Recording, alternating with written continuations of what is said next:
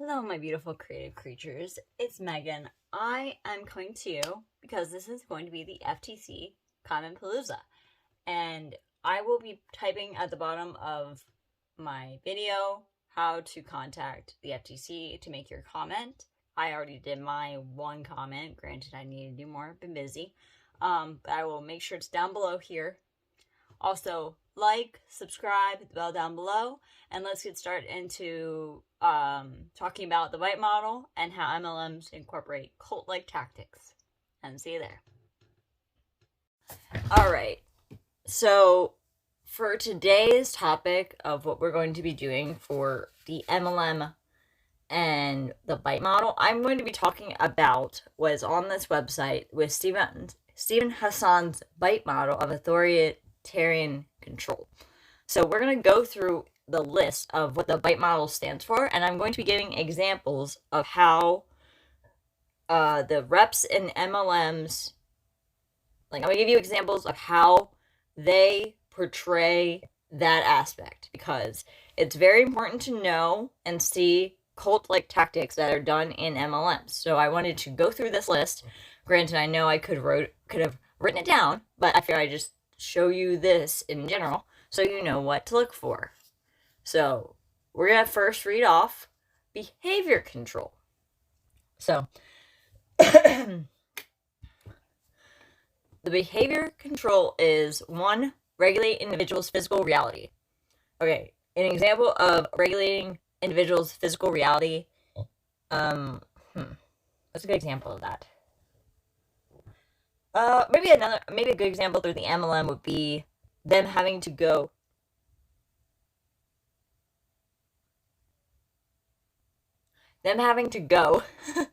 through meetings or being with their group of downlines. Another aspect of behavior control is dictate where, how, and with whom the member lives and associates or isolates. Yeah, that's also part of physical reality, I would imagine so, because who you're around dictates a lot of what is going on. And another aspect is when, how, and with whom the member has. Okay, we're not gonna worry about that one. Controls types of clothing and hair. Okay, so a good example of this would be with money reps. We see they have the big hats, which I'm sorry you can't see me right now, but they have the big hats, and they always seem to run in droves of the same with that. Arbonne ladies, I think they normally end up having their knitted hats on a lot. And Young Living, I'm going to say Young Living and Kangen Water are, in the way of how they act, is more like hippie style, which is not bad, but it's just what they end up acting and being like. Okay, so another is manipulation and sleep and deprivation of sleep. Okay, so a good example of that aspect for behavior control will be when they go to their big conventions, and from what I've learned of those conventions is they end up going real early, and however it works out, they go real early, and then they may not leave that conference till late at night, so they have to go back to their hotel room. So and when it comes time to food and stuff, they have to scramble to get food. Alright, so the next one is financial exploitation, manipulation, or dependence. So they feel the need to not leave the company because they don't think they're going to be able to at least make a livable wage in general if they don't stay, basically. So, okay, we're going to go to number 8 and 9, restrict leisure, entertainment, and vacation. Okay, another aspect of that for MLMs is they will tell you not to watch TV,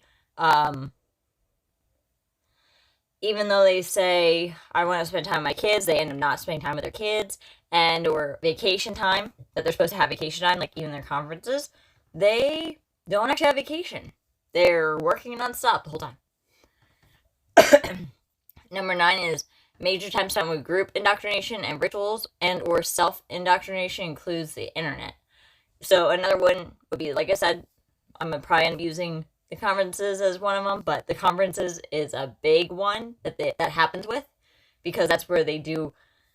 I think the most recent Young Living one was, or maybe it was Money, was, sorry, I'm coughing. The most recent one was when they had, let's see, what was it? They got baptized. So it was very much church ritual-like. Okay, I'm going to speed through some of these. I'm just going to read them off. Permission required for major decisions. I can kind of understand that. Rewards and punishments used to modify behaviors both positive and negative. That's another one they use with, like, prizes and,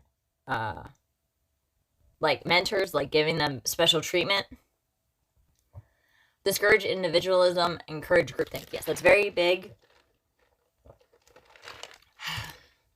Mainly for the simple fact that when it comes to the discourage individualism, they are basically told when it comes to us in the anti-MLM sphere that we're haters.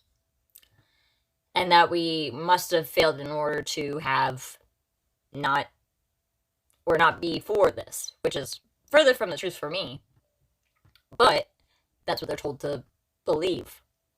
And impose rigid rules and regulations, punishment, disobedience by beating, torture, burning, cutting, or tattooing, branding. I would say it's more for NXIVM, was definitely more for that. Threaten harm to family and friends. That's very rare. Force individual. No, let's not worry about that one. Alright, so we're going to skip past most of those for behavior control. Information control. Okay. So, deception. Deliberately withhold information, distort information to make it more acceptable. Systematically lie to the cult member. That is big with MLMs because they want to make sure that you stay in, so they will make sure to come up with the biggest, boldest lie, so they will keep you there. Minimize or discourage access to non-cult sources or of information, including the internet, TV, radio, books, articles, newspapers, magazines, media. Yeah, so they also have a tendency, when it comes to that stuff, to deter it to different articles on the internet that has to do with the company itself that they're in, that has to do with being positive all around. Normally it has nothing to do with, like, the lawsuits or, yes, granted, companies can have lawsuits. How most of these MLM companies, though, don't handle it in the way that other companies will, where they will do their fair share to change whatever needs changed and apologize. MLMs have a tendency not to do that. Let's skip a little bit. Okay, compartmentalize information into outsider versus insider doctrines. Okay, yeah, so basically anyone outside of the company, an example would be your family is being negative because they don't want you to join. So they indoctrinate you with information to say, or even just to persuade that you must stay in this company for such and such reasons. And you will succeed and you will show them and blah, blah, blah, blah, blah. It's not worth it.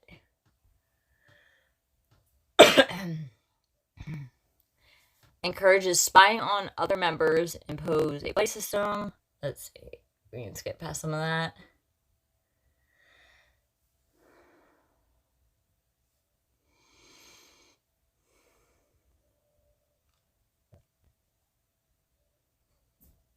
Okay, so I'm going to say that number 6 is very accurate. Unethical use of confession. Information about sins used to disrupt and or dissolve identity boundaries. So, whatever they ask you for, like, when they say sins, I say that in quotations, but, like, sins as, like, a shortcoming, or what you failed at a little bit, or what you had trouble with, or whatever trauma you had. They will use that against you to keep you in. Alright, so we're going to go on to thought control. Require members to internalize the group's doctrine as truth, adopting the group's map of reality as reality. Yes, that is very strong in MLMs because they want you to stay, so they create a facade for everybody so that you will stay because that's how they want it to be. And if you don't agree. And that is not fair because those people don't deserve that. And anytime people try to share the reality, it's basically blown out of proportion on their end. They don't want to believe it because that's wrong. by them. So basically, the whole list right there, as you can see, the instill black and white thinking, decide between good and evil, organize people into us versus them. Yeah, like all that basically says all these people are bad or haters because they don't agree. That's not true, and that's not how we feel, but that's how it's going to be heard. Can't control it, but we hope that they see a better result later once they are able to break through the cognitive dissonance of the right and wrong. Change person's name, that's not really used in that. Okay, uses loaded language and cliches which constrict knowledge, stop critical thoughts, and reduce complexities into platitudinous buzzwords. I can't talk. I am so sorry. Platitudinous buzzwords. So a lot of times I would say it's more with storytelling, like especially like Tony Robbins is big on that as well. Let's see. Encourage only good and proper thoughts. Okay, so basically that implies no negativity. Because if you're negative, therefore, you don't really believe.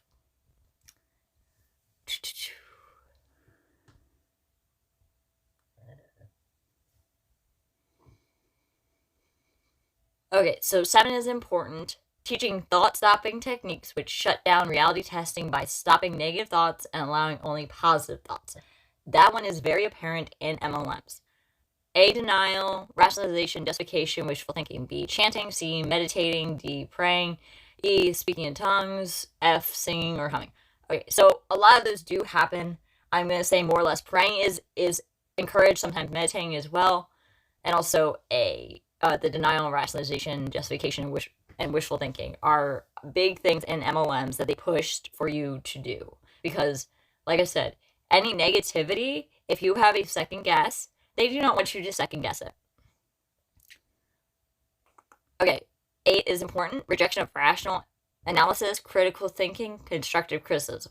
Yes, that's very, very apparent because anytime they are given critical criticism in a way that is not meant to be mean towards these individual people, but to help them see how facts back up what we're saying. So they don't have facts normally to back up what they say. So they say, well, your clothes are ugly. Like that kind of an example is how it usually goes. So back to this. When it comes to the thought control aspect, labeling alternative belief system as illegitimate, evil, or not useful. Yeah, so all these are viewed as anytime we want to just show how these things are harmful to them and how they should not ditch their whole families for these companies because they don't give a crap about them, is to help and not to be mean. And it's normally not going to come off that way because they are not there yet.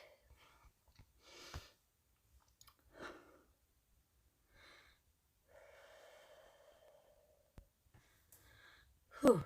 Okay. So we're going to talk on the last one. Emotional control. Manipulate and narrow the range of feelings. Some emotions and or needs are deemed as evil, wrong, or selfish. Okay, so an example of that when it comes to the manipulation aspect is if you feel mad, sad, angry, any emotion that's deemed bad, you're told not to do it. And say example that a mom who's in the MLM wants to spend time fully with her kid, but they say no, that's being selfish, focus on the business. That's one way they try to coerce you into staying. It's not because they want you to do better, it's because they want you to stay longer. The more you bleed out dry of money, the more they have access to your thoughts and how you feel. Teach emotion stopping techniques to block feelings or homesickness, anger, doubt. Yeah, they teach you don't do any of those because that's not going to be helpful. An example of how this also is effective is the church does the same thing. They turn around on do not be Like, you're not allowed to be angry because it's a bad emotion. Sorry. Doing this without the camera is weird, so I'm sorry if you hear me rushing through this. I've never done a voiceover type of thing, so I feel very less confident, and I had a rough day. So I had a bit of an anxiety attack and a panic attack, so my breathing got to be erratic, so I need to slow down. Right, so another thing is make the person feel that problems are always their own fault, never leaders of the group's fault. Yeah, so anytime that you have problems within their business, even though it's not their business, within their business and things aren't going well, they will turn around on them because they want to make you feel, and I know it may seem like a buzzword, but they're gaslighting them into believing that it was their fault. Because the leader, who they always say they're good leaders, but they're really not most times, because leaders would not do that. Real good leaders would not do that. They would not throw people under the bus. They would take the hit for people. But these leaders don't know how to do that. So it's very sad because they then turn it on those people and make them feel like crap for no other reason than, more likely in my opinion, power hungriness. Okay, so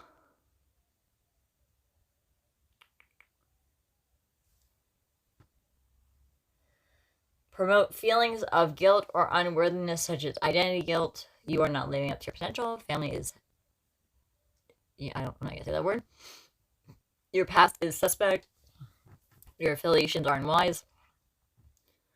Your thoughts, feelings, actions are irrelevant or selfish. Social guilt, historical guilt. All those things are used all the time, no matter what.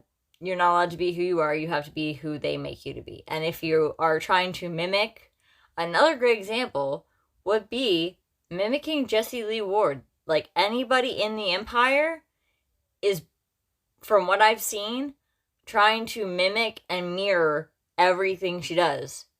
So they act like her a lot, and they try to take on her personality. Instill fear such as fear of thinking independently, the outside world, enemies, losing one's salvation, leaving or being shunned by the group, other disapproval, historical guilt.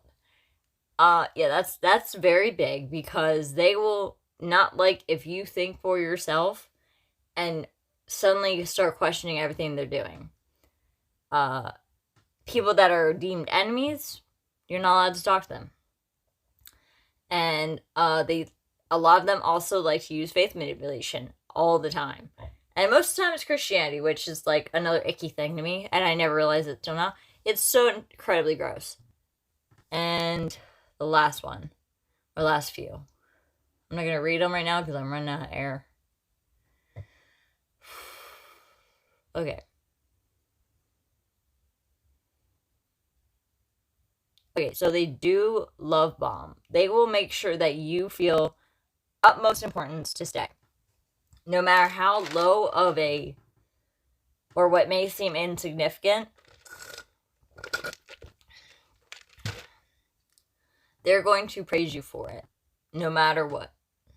Because that will keep you in.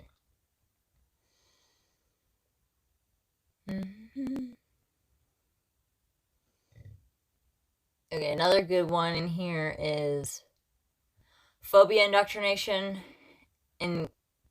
inculcating irrational fears about leaving the group or questioning the leader's authority.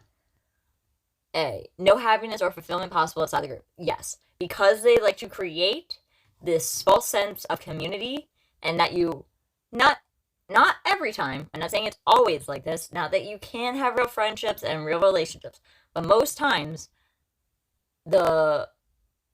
if you feel like it's best to leave, they will not like that. Because in turn, they will shun you. And make you believe that there's nothing good out there.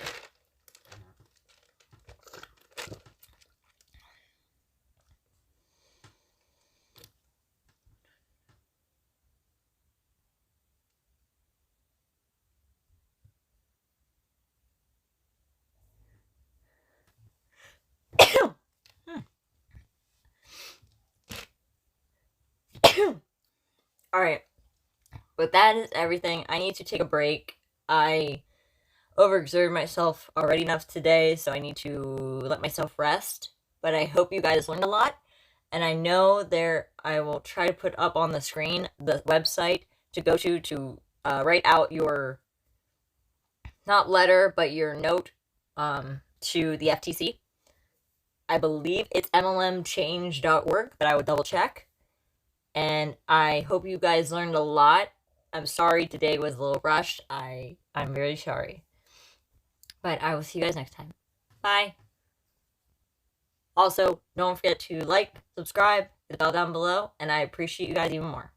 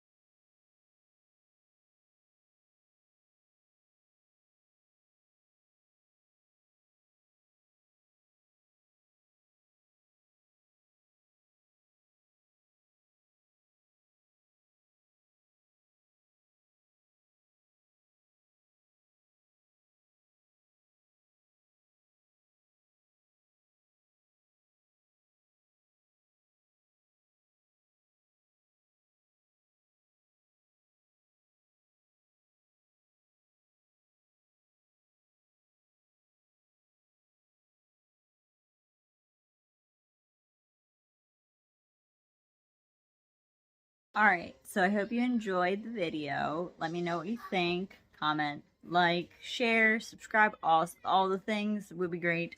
I don't know why I said all the things, but I appreciate it. And I'll see you in the next one. Bye.